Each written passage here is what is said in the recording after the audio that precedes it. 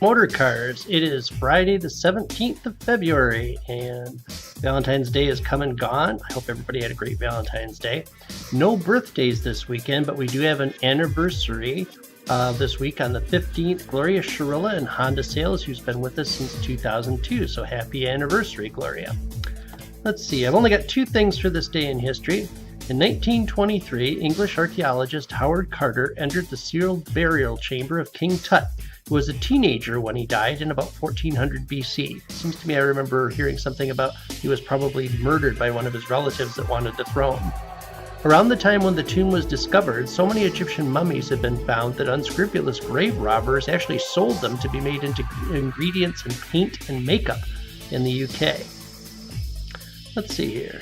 In 1959, Fidel Castro was sworn in as Prime Minister of Cuba after leading a campaign that forced out right-wing dictator Fulgencio Batista, who was supported by the U.S.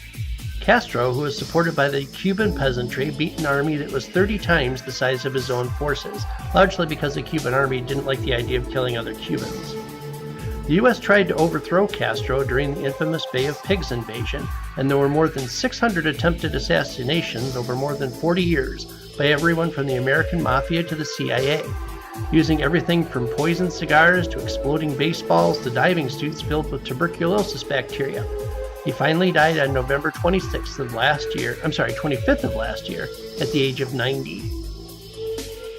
Word of the day.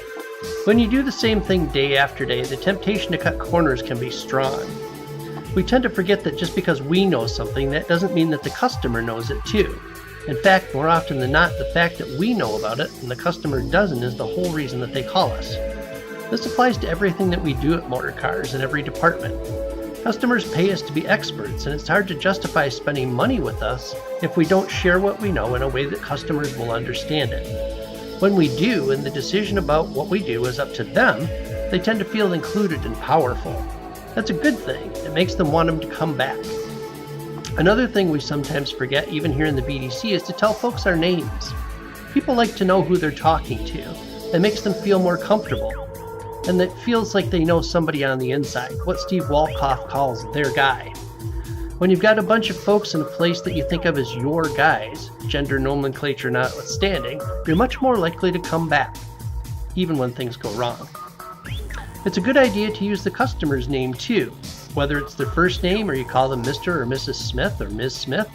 It's like everyone saying Norm on Cheers if you're old enough to get that reference.